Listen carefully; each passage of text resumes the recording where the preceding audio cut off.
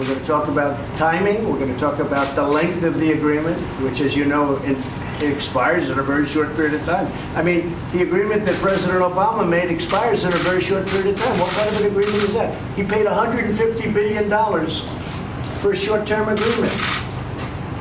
You'd like to have $150 billion for a short term. He'll do that deal. Plus, he gave him $1.8 billion in cash. Where's your finance minister? Finance minister, which one? Please go here. Okay. Explain to him. $1.8 billion in cash. Will you take it? Egypt will take it. Mr. President, what's the next step then with Iran? From your perspective? Well, we'll see what happens. It's all very new. They're under a lot of financial stress. We put sanctioned Secretary of the Treasury is here right now, and he's really very expert at what he does, and he's done a very effective job. They used to say that, look, we are the largest economy by far in the world. When I became president, we were heading to be the second largest. China was going to overtake us.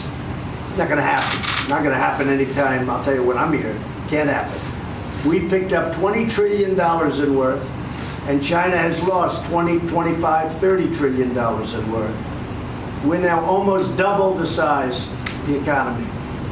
If I hadn't won, our economy now would have been overtaken by China.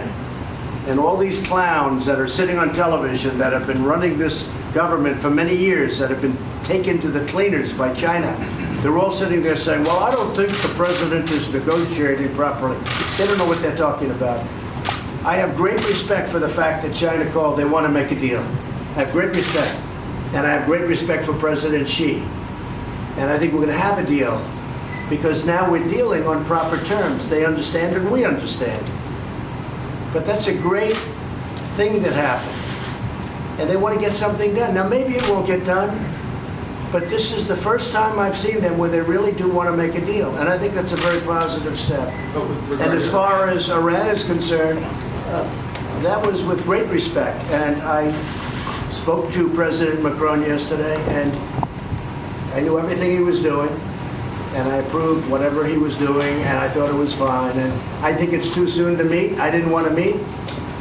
I said, I don't want to meet right now, but it's soon going to be time to meet with Iran, and it's going to be a great thing for Iran. They have a great potential. Iran has great potential. You know who else has great potential? North Korea. Kim Jong-un. And under his leadership, North Korea has great potential. And I don't think North Korea wants to blow it. Because if they blow it, it won't be good. You didn't want to meet with Zarif, but did you send a message to him on Iran? I don't want to comment on it. I can't comment on it. Are you considering French wine tariffs, Mr. President? Is that a possibility?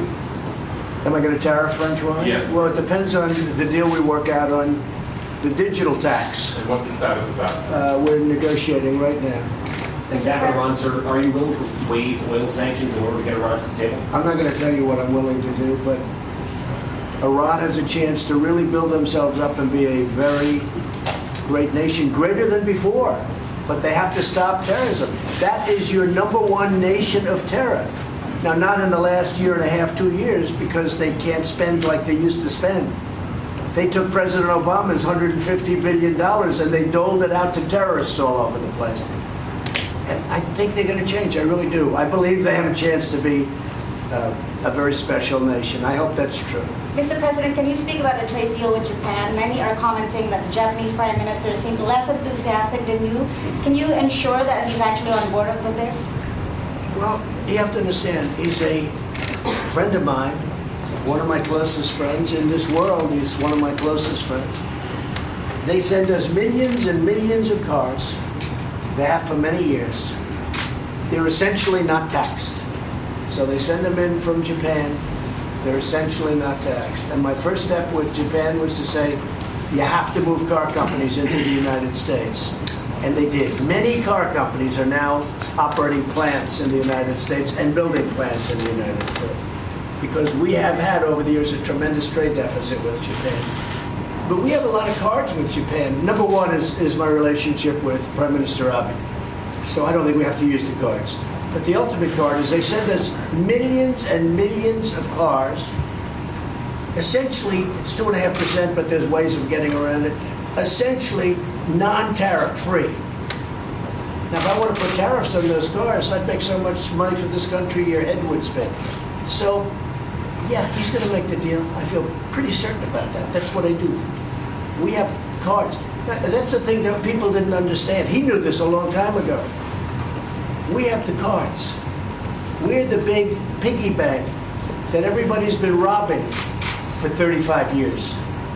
We have all the cards. But we never played it because we never had a president that understood this. And we never had an administration or trade negotiators that understood it. Are you planning to eventually take off the 2.5% auto tax? Nobody's ever asked me that question but you. Why would I do that? Tell me, why?